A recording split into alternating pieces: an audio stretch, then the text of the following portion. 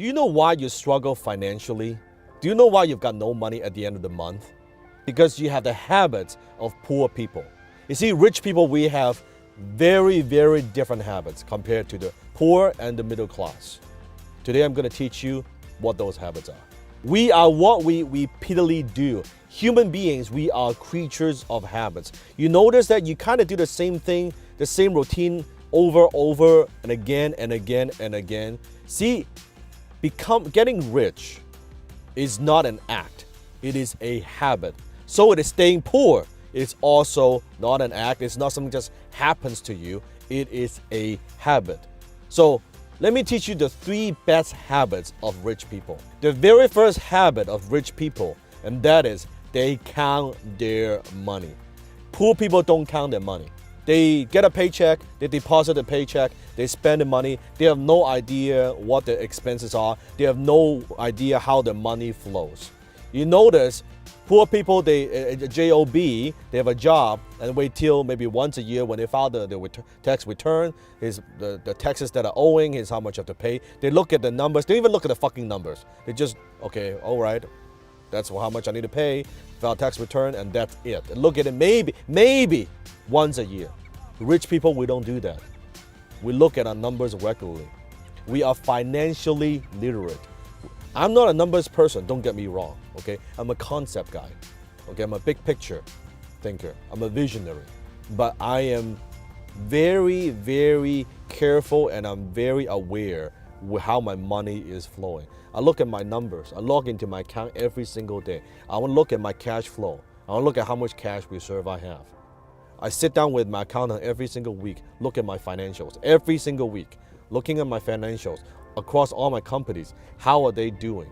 Because what gets measured gets improved. So habit number 1, rich people, we count our money regularly. How often you count your money? How often you look at your bank account? Not bitching about it, but how often you look at your every single line of expense, all your revenue, where that comes from. Is it improving? What do you need to work on? What are those key performance indicators? Are you looking at those numbers? So that's habit number 1. Habit number 2 is they pay themselves first. Now you've heard of this before. Oh yeah, I know, Dan, I've heard of this before. You gotta pay yourself. Do you know actually what that means? Paying yourself doesn't mean buying yourself a fucking car. It doesn't mean taking that vacation. It doesn't mean that, you go blow money on entertainment. Oh yeah, I'm paying money myself. No, that's paying everybody else. When you're buying the car, you're paying the automotive company. When you're buying a house, you are paying the bank. When you are traveling, you are paying the traveling agency. You're paying the hotels. You're paying the flight company, the airplane company. Paying yourself meaning that you put your money aside and you invest your money. Now, I'm not talking about being frugal. If you know anything about me, you know my work. I'm not talking about being frugal and being cheap. I'm talking about taking a percentage of your income and putting that aside, pay yourself first, and save it, and then you invest it. That's what I mean by paying yourself. And a lot of people, if you read the book, The Richest Man in Babylon, it talks about that you should save 10% of your money and pay yourself 10%. I'm telling you, nowadays, with what's happening with inflation, with what's happening in the world, every fucking thing is more expensive. If you want to get rich, paying yourself 10% is way, way, way, way not enough. You should, at the very minimum, I don't care where you are, start off with 10%. I don't care if you're making $30,000 a year, you pay yourself 10% of that. 40, 50, 60,000, you pay yourself 10%. And as your income increases, I want you to also increase the ratio. So you should, at first 10%, then you should aim to save 15%, 20%, 30%, 40% to a point where you are making so much more money, and then now you're only spending a small percentage of what you earn. That's your goal. That's called paying yourself. So that's habit number 2. Pay yourself first. Habit of rich people number 3, and that is rich people are constantly improving their earning ability. Because you might be thinking, Dan, okay, I want to pay myself first, but I'm not making enough money. I'm only making a few thousand a month. I couldn't even afford to pay my bills. How am I going to pay myself first? First of all, you got to have the habit of paying yourself first. If you're not paying yourself first, even a tiny small percentage, when you're making 30, 40, 50, 60, $100,000 a year, I guarantee you when you're making $1 million, $2 million a year, you're not paying yourself. It is a habit that I'm talking about. And in order to do that, in order to be able to, every single year, to be able to pay yourself more and more and more and put into investments, you need to improve your earning ability. You need to find ways how you can add value to the marketplace, how to add more value to the marketplace. So every single year, your income is going up every year.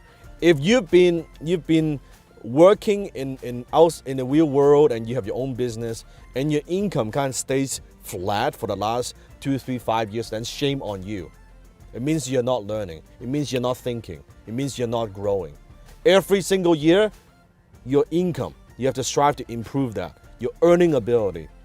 And rich people, we're always constantly looking for ways to improve our earning ability, but also looking for ways to add leverage, to apply leverage into what we do. Maybe it's through relationships. Maybe it's apply leverage through learning.